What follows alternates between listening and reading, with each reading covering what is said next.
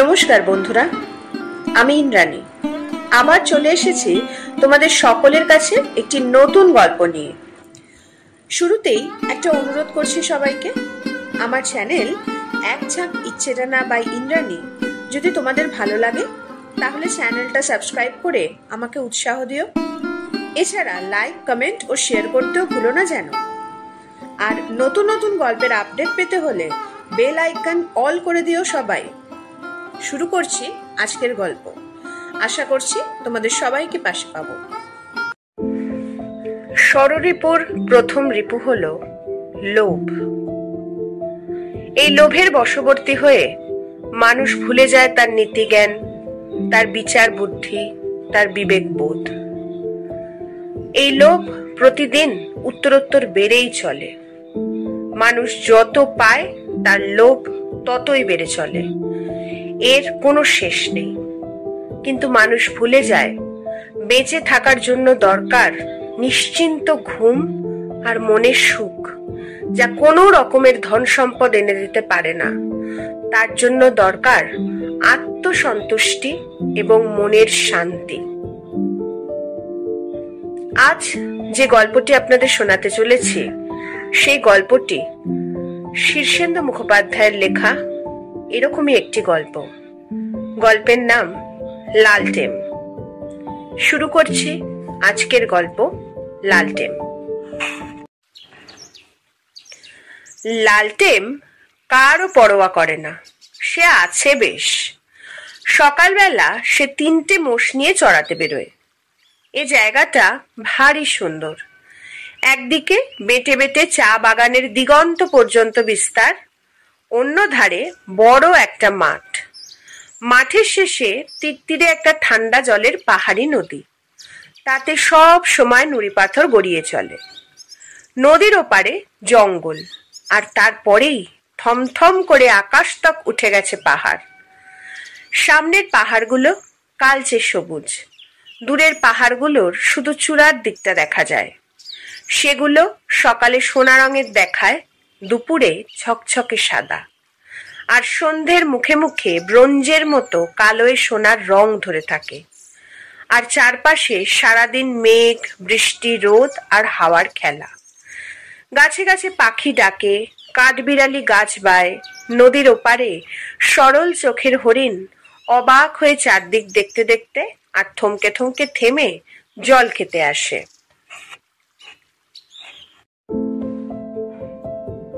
লালটেম বেশ আছে। মোষ নিয়ে সে মাঠে গিয়ে ছেড়ে দেয়। এক জায়গায় বসে কোচর থেকে মুড়ি খায়, নদীর জল খায়, তারপর খেলা করে। তার সঙ্গীর সাথে কিছু কম নেই। তারাও সব মোষ, গরু বা ছাগল চড়াতে আসে। যে যার জীবজন্তু মাঠে ছেড়ে দিয়ে চোর খেলে, ডান্ডাগুলি খেলে, নদীতে নেমে সাঁতরায়, আরো কত কি করে। দুপুরের দিকে খুব খিদে পেলে বাড়ি ফিরে লালটেম খায়। কিন্তু সব দিন খাবার থাকে না। যেদিন থাকে না সেদিন লালটেম টের পায়, তাই সেদিন সে বাড়ি ফেরে না। দুপুরে সে একা পাকা ডুমুর কি আমলকি পেড়ে খায়। বেলের সময় বেল পারে, কখনো বা টক আম বা বাতাবি লেবু পেয়ে যায় বছরের বিভিন্ন সময়, তাই খায়। খেয়ে সবচেয়ে বুড়ো আর শক্ত চেহারার মোষ মহারাজার পিঠে উঠে চিৎপাত হয়ে ঘুমোয়। ছোট স্টেশনটার গা ঘেঁষে লালটেমদের ঝোপড়া। তার বাবা পেতলের থালায় সাজিয়ে পেঁড়া বিক্রি করে ট্রেনের সময়। বাজারে বড় বড় কারবারিদের কাছে ভৈঁসা ঘি বেচে, দুধ দেয় বাড়ি বাড়ি। 3টে মোষের মধ্যে 2টো মেয়ে মোষ মহারাজা পুরুষ। 2টো মেয়ে মোষই বছরের কোনো না কোনো সময় দুধ দেয়। বুড়ো মোষটার মরার সময় ঘনিয়ে এসেছে, আর 2টোও বুড়ো হতে চলল। সামনে দুর্দিন। লালটেমদের সংসার বেশ বড়। মা ঘুঁটে বিক্রি করে, বাবা দুধ, পেঁড়া, ঘি বেচে। এই করে কোনো রকমের 10 জনের সংসার চলে। লালটেমের দাদু আছে, আরো 6 ভাই বোন আছে। তারা কোনো লেখাপড়া শেখেনি। মাঝে মাঝে মোষের দুধ, ঘি বা পেঁড়া ছাড়া কোনো ভালো খাবার খায়নি। খাটো ধুতি বা শাড়ি ছাড়া ভালো জামা কাপড় পরেনি। তারা একসঙ্গে 100 টাকাও কখনো চোখে দেখেনি।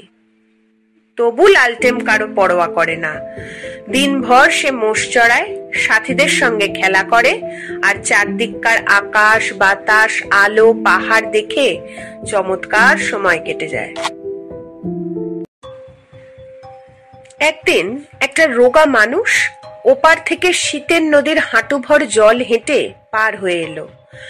লোকটার গা ময়লা চাদরে ঢাকা, পরনে একটা পাজামা, কাঁধে মস্ত এক পুঁটুলি। লালটেম আর তার সাথীরা অবাক হয়ে লোকটাকে দেখছিল, কারণ নদীর ওপারের জঙ্গলে বাঘ আছে, বুনো মোষ, দাঁতাল শুয়োর আর গন্ডার আছে। সাপ তো কিলবিল করছে, ওদিকে কেউ যায় না একমাত্র কাঠুরেরা ছাড়া। তারাও আবার দল বেঁধে যায়, সঙ্গে লাঠি থাকে, বল্লম থাকে, তীর ধনুক থাকে, আর কুড়ুল তো আছেই। লোকটা জল থেকে উঠেই পোঁটলাটা মাটিতে রেখে এক গাল হেসে বলল, একটা জিনিস দেখবে? হ্যাঁ, লালটেমরা খুব রাজি। লোকটা ধীরে আস্তে পুঁটলির গিট খুলে চাদরটা মেলে দিল। লালটেমরা অবাক হয়ে দেখে ভিতরে কয়েকটা ইট। তারা সমস্বরে বলে ওঠে, এ তো ইট। রোগা লোকটা হেসে বলল, হ্যাঁ, ইট ঠিকই, তবে সাধারণ ইট নয়। প্রায় ১৫০০ বছরের পুরনো একটা রাজবাড়ির জিনিস। ওই জঙ্গলের মধ্যে আমি সেই রাজবাড়ির খোঁজ পেয়েছি। রাজা বা রাজবাড়ি সম্পর্কে লালটেমের ধারণা খুব স্পষ্ট নয়, তবে সে জানে একজন রাজা সোনার রুটি খেতেন, তার রানী যে শাড়ি পরতেন সেটা জ্যোৎস্নার সুতো দিয়ে বোনা। লোকটা ইটগুলো পুঁটলিতে বেঁধে হাত ছেড়ে বলল, সেই রাজবাড়িটায় অনেক কিছু মাটির নিচে পোঁতা আছে, যে পাবে সে এক লাফে বড়লোক হয়ে যাবে। তবে কিনা সেখানে জখেরা পাহারা দেয়, সাপ ফনা ধরে আছে, চারদিকে যাওয়া শক্ত। লালটেম বলে, তুমি তাহলে বড়লোক হলে না কেন? লোকটা অবাক হয়ে বলে, আমি বড়লোক হয়ে কি করব? দুনিয়াতে আমার কেউ নেই, দিব্যি আছে, ঘুরে ঘুরে সময় কেটে যায়। রাজবাড়িটা দেখতে পেয়ে আমি শুধু লোককে দেখানোর জন্য কয়েকটা ইট কুড়িয়ে এনেছি, এইটাই আমার আনন্দ। লালটেম বলে, তোমাকে বাঘে ধরলো না, সাপে কাটলো না, বুনো মোষ তাড়া করলো না? লোকটা ভালো মানুষের মতো বলে, জানোয়ারেরাও বন্ধু আর শত্রু চিনতে পারে, আমি নিরীহ মানুষ, ওরাও সেটা টের পেয়েছিল, তাই কিচ্ছু বলেনি। লোকটা তারপর গান গাইতে গাইতে মাঠ পেরিয়ে চলে গেল। লালটেম তার সাথীদের সঙ্গে খেলায় মেতে গেল। পরদিন ভোরবেলায় কোদাল গাঁইতি হাতে কয়েকজন লোক নদীর ধারে এসে হাজির। তাদের মধ্যে একজন লোককে লালটেম চেনে। সে হলো এ অঞ্চলের নামকরা গুন্ডা আর জুয়ারি প্রাণধর। লালটেমকে ডেকে সে লোকটা বলল, এই ছোড়া, ওই জঙ্গলের মধ্যে যাওয়ার রাস্তা আছে? লালটেম ভালো মানুষের মতো বলে, কাঠুরেদের পায়ে হাঁটা রাস্তা আছে। লোকটা কটমট করে চেয়ে বলল, আমরা যেদিকে এসেছি খবরদার কাউকে বলবি না। লোকগুলো হেঁটে শীতের নদী পার হয়ে ওপাশের জঙ্গলের মধ্যে অদৃশ্য হয়ে গেল। লালটেমরা মুখ তাকাতাকি করে নিজেদের মধ্যে খেলা শুরু করে দেয়, কিন্তু একটু বাদেই আবার কোদাল শাবল হাতে একদল লোক আসে। তারাও জঙ্গলের মধ্যে পথ আছে কিনা জিজ্ঞেস করে। তারপর লালটেমরা যাতে আর কাউকে না বলে সে বিষয়ে সাবধান করে দিয়ে নদী পার হয়ে জঙ্গলে ঢুকে পড়ে। সারাদিন যে এভাবে কত লোক জঙ্গলের মধ্যে গেল তার গোনাগুনতি নেই। তাদের মধ্যে কানা, খোঁড়া, বুড়ো, কচি, বড়লোক, গরিব সব রকম আছে। চোরের মতো হাবভাব সবার, কি যেন গোপন করছে। এদের দলে লালটেম নিজের বাবাকেও দেখে ভারী অবাক হয়। বাবা লালটেমকে দেখে কিছু অপ্রস্তুত হয়ে বলল, আমার ফিরতে 2 দিন দেরি হবে, সাবধানে থেকো, মোষগুলোকে যত্নে রেখো, বাড়ি বাড়ি দুধ দিও, পেয়ারা বেচো, ঘি বিক্রি করো। বাবা গেল, কিছুক্ষণ পরে একদল ঘুঁটিওয়ালির সঙ্গে মাকেও জঙ্গলে যেতে দেখলো লালটেন। মা কাছে এসে তাকে টেনে নিয়ে বলল, আমার ফিরতে একটু দেরি হবে বাবা, 1 দিন বা 2 দিন, তুমি সব সামলে রেখো। সেই ঢোকা লোকটা গ্রামে গঞ্জে হাটে বাজারে রাজবাড়ির কথা রটিয়ে দিয়ে গেছে। এখন তাই লোভী মানুষেরা চলেছে সেই রাজবাড়ির খোঁজে। লালটেন তাই অবাক হলেও ব্যাপারটা বুঝতে পারল। 2 দিন গেল, 3 দিন গেল। লালটেন আর তার সাথীরা রোজ মোষ চড়াতে আসে, এসে নদীর ধারে দাঁড়িয়ে ওপারের জঙ্গলের দিকে চেয়ে দাঁড়িয়ে থাকে। সকলেরই বাপ মা আপনজনেরা জঙ্গলে গেছে, কেউই এখনো ফেরেনি। দাঁড়িয়ে তারা একটু অপেক্ষা করে, তারপর আবার খেলায় মাতে, নদীতে স্নান করে, গাছে উঠে খাওয়ার যোগ্য ফল পাকুড় খোঁজে, মোষের পিঠে শুয়ে থাকে। 4 দিনের দিন সন্ধেবেলা একটা লোক জঙ্গল থেকে টলতে টলতে বেরিয়ে ঝপাং করে নদীতে পড়ল। পড়ে আর ওঠে না। লালটেনরা দৌড়ে গিয়ে জল থেকে টেনে তুলে তাকে এপারে নিয়ে আসে। লোকটা প্রাণধরের এক শেঙার, তার চোখ রক্তবর্ণ, পেটে পিঠে এক হয়ে গেছে খিদে, ভালো করে কথা বলতে পারছে না। লালটেন গিয়ে শালপাতায় নদীর জল তুলে এনে তাকে খাওয়ায়, তারপর মকাই ভাজা দেয়। লোকটা একটু দম পেয়ে বলল, সব মিথ্যে কথা, রাজবাড়ি কোথাও নেই। আমরা মাইলের পর মাইল হেঁটে খুঁজেছি, খাবার নেই, জল নেই, সারা পথে নানা রকম বিপদ।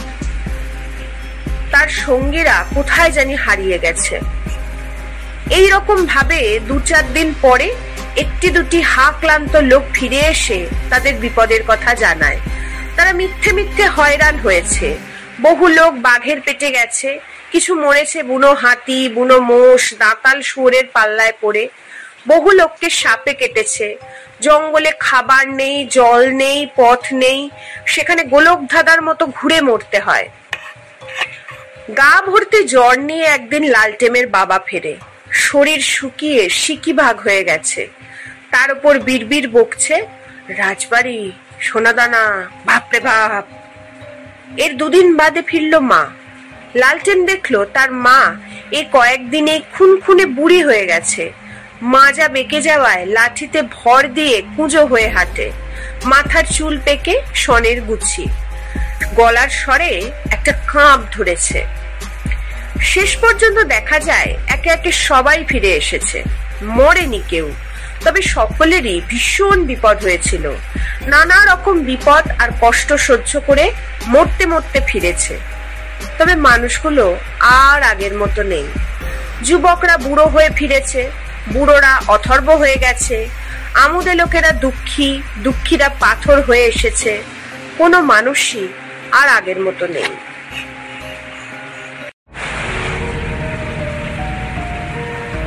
লালটেন আজকাল মোষ চড়াতে চড়াতে খুব রাজবাড়ির কথা ভাবে। তার খুব জানতে ইচ্ছে করে রাজবাড়ির জন্য লোকগুলো হন্যে হয়ে ছুটে গিয়েছিল কেন। দুপুর গড়িয়ে গেছে। মোষ মহারাজার পিঠে গামছা পেতে চিত হয়ে শুয়ে ঘুমিয়েছিল লালটেন। বুড়ো মোষটা ঘাস খেতে খেতে নদীর ধারে এলো। তারপর লালটেনকে পিঠে নিয়ে নদীতে নামলো জল খেতে। জল খেয়ে খুব ধীরে ধীরে নদী পেরিয়ে জঙ্গলের দিকে চলতে লাগলো। লালটেন ঘুম থেকে উঠে এসে কোথায়? মহারাজা তাকে পিঠে নিয়ে গভীর জঙ্গলের ভিতরে দাঁড়িয়ে আছে। দুপুর শেষ হয়ে রোদে বিকেলের নরম আভা লেগেছে। চারদিকে গভীর স্বরে পাখিরা ডাকছে, পাতা খসে পড়ছে গাছ থেকে, সরসর করে হাওয়া দিচ্ছে।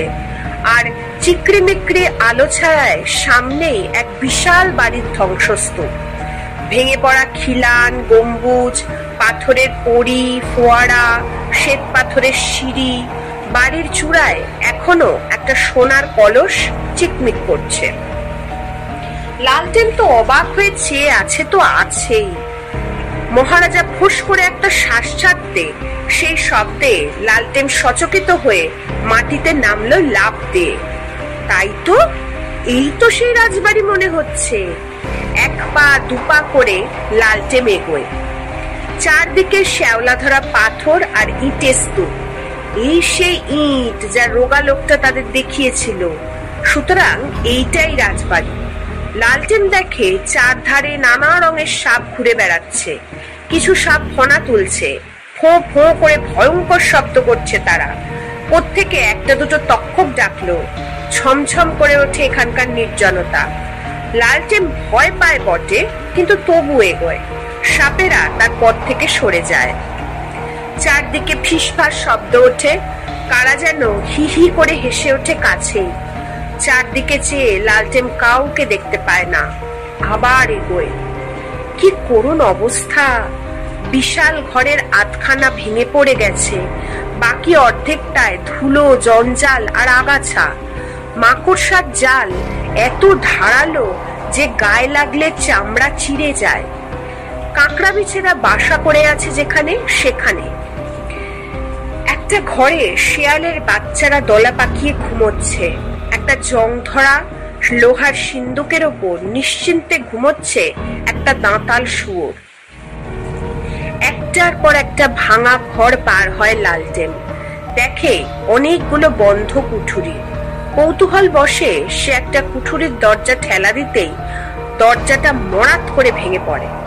লালটেন ভিতরে ঢুকে ভীষণ অবাক হয়ে দেখে সেখানে অনেক সোনার উপর বাসন পাঁজা করে রাখা। পাশের কুঠুরিতে ঢুকে লালটেন হাজার হাজার মোহর দেখতে পেল। তার পাশেরটায় গহনা, হিরে, মুক্ত, কত কি রয়েছে রাজবাড়িতে। দেখে লালটেন অবাক তো অবাক। সবকিছু সে ছুঁয়ে ছুঁয়ে নেড়ে চেড়ে দেখে, তারপর আবার যেখানকার জিনিস সেখানেই রেখে দেয়। 7টা কুঠুরির সব শেষটায় ঢুকে লালটেন দেখে ধুলোর ওপর উপুড় হয়ে পড়ে আছে একটা মানুষের কঙ্কাল। ভীষণ ভয় পেয়ে লালটেন দরজার দিকে পিছু হটে সরে এলো। হঠাৎ কঙ্কালটা নড়ে উঠল। একটা দীর্ঘশ্বাসের শব্দ করে কঙ্কালটা বলে, লালটেন, যেও না। লালটেন ভয় পেয়েও দাঁড়ালো। এক বোঝা হাড় নিয়ে খটমট শব্দ করে আস্তে আস্তে কঙ্কালটা উঠে বসে। লালটেন দেখে কঙ্কালটার পাঁজরের মধ্যে একটা কালো সাপ। মাথার খুলির ভিতর থেকে চোখ আর নাকের ফুটো দিয়ে কাঁকড়া বিছে বেরিয়ে আসছে, আর সারা গায়ে লাল পিঁপড়ে ঠিক ঠিক করছে। কঙ্কালটা হাত তুলে বলে, আমার দশা দেখেছ? দেখছি, ভয় পেও না। এখানে যা কিছু দেখছো সব সোনা দানা, মোহর, গয়না, এ সবই তোমার, নিয়ে যাও। লালটেন মাথা নেড়ে বলে, নিয়ে কি হবে? অভাব থাকবে না, খুব বড়লোক হয়ে যাবে, নাও। বাইরে থেকে গম্ভীর গলায় মহারাজা ডাকলো। লালটেন চমকে উঠে বলে, আমার মোষটার জল তেষ্টা পেয়েছে, আমি যাই। যেও না লালটেন, কিছু নিয়ে যাও। মহারাজ আবার ডাকে। লালটেন ছটফট করে বলে, বেলা বয়ে যাচ্ছে, আমি যাই। তোমার মোষগুলো বুড়ো হয়েছে লালটেন, একদিন মরবে, তখন বড় দুর্দিন তো হবে তোমাদের। এই বেলা বড় লোক হয়ে যাও। মহারাজা বাইরে ভীষণ দাপিয়ে চেঁচায়। লালটেন একটু হেসে বলে, আমার দিন খারাপ যায় না, বেশ আছে। কঙ্কালটা রেগে গিয়ে বলে, গাগঞ্জের হাজারো মানুষ যে রাজবাড়ি খুঁজে খুঁজে হয়রান, সেই রাজবাড়ি পেয়েও তুমি বড়লোক হবে না? লালটেন একটু ভেবে বলে, না, আমি তো বেশ আছি। চারদিকে কত আনন্দ, কত ফুর্তি। সাপটা ফোঁস করে কঙ্কালটার পাঁজরায় একটা ছোবল দিল। করে কঙ্কালটা পাঁজর চেপে ধরে বলল, গত 100 বছর ধরে রোজ ছোবলাচ্ছে রে বাপ। ইস, ওই দেখো মাথায় ফের কাঁকড়া বিছেটা হুল দিল, কি যন্ত্রণা। আচ্ছা লালটেন, বলো তো, বোকা লোকগুলো রাজবাড়িটা খুঁজে পায় না কেন? তোমাদের এত কাছে, জঙ্গলের প্রায় ধার ঘেঁষে তো রয়েছে, তবু খুঁজে পায় না কেন? আর যে 2-1 খুঁজে পায়, সেগুলো একদম তোমার মতোই আহাম্মক। লালটেন লক্ষ্মী ছেলে, যদি একটা মোহরও দয়া করে নাও, তবে আমি মুক্তি পেয়ে যাই। নেবে? বাইরে মহারাজ ভীষণ রেগে চেঁচায়। লালটেন মুখ ঘুরিয়ে নেয়, বলে, নিলেই তো তোমার মতো দশা হবে। এই বলে লালটেন বেরিয়ে আসে গট গট করে। মহারাজা তাকে দেখে খুশি হয়ে কান লটপট করে, গা শোকে, পা দাপিয়ে আনন্দ জানায়। পরদিন থেকে আবার লালটেন মোষ চড়াতে যায়, সাথীদের সঙ্গে খেলে। পাহাড়, জঙ্গল, নদী, মাঠ, চা বাগান দেখে তার ভারী আনন্দ হয়। রোদ আর আলো, মেঘ আর বৃষ্টি, বাতাস আর দিগন্ত তাকে কত আদর জানায় নানা ভাবে। কোনোদিন তার খাবার থাকে, কোনোদিন থাকে না। যেদিন খাবার জোটে না, সেদিন সে মহারাজার পিঠে শুয়ে আকাশ দেখে। তার মনে হয় সে বেশ আছে, খুব ভালো আছে, তার কোনো দুঃখ নেই। ব্যাস, আজ এই পর্যন্তই। মানুষের প্রয়োজন যত কম হবে, তার আত্মসন্তুষ্টির পরিমাণ তত বেশি হবে, এবং মানুষ তত বেশি খুশিতে, আনন্দে, ফুর্তিতে থাকতে পারবে। আমাদের চারিপাশে যে সুন্দর প্রকৃতি ছড়িয়ে রয়েছে, তার সৌন্দর্যের মজা নিতে পারবে। মানুষের জীবন ভরে উঠবে কানায় কানায় আনন্দে। কেমন লাগলো গল্পটা? যদি ভালো লাগে তাহলে কমেন্ট করে জানিও। খুব তাড়াতাড়ি আবার সকলের সঙ্গে দেখা হবে। গল্পটি শেয়ার করে সবাইকে শুনতেও সাহায্য করো। আজ এই পর্যন্তই।